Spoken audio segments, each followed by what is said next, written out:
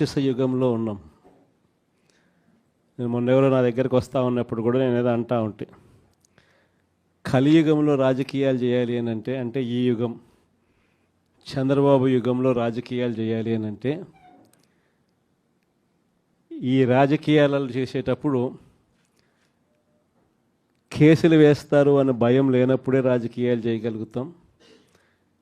జైళ్ళకు పంపినా కానీ పర్వాలేదు చంద్రబాబు నిన్ను ఎదుర్కొంటామనే ధైర్యం ఉంటేనే రాజకీయాలు చేయగలుగుతాం.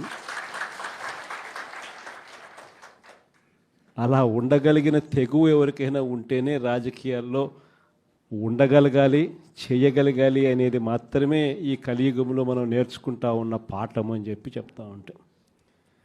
ఈరోజు నిజంగానే రాజకీయాలు అలానే తయారయ్యాయి.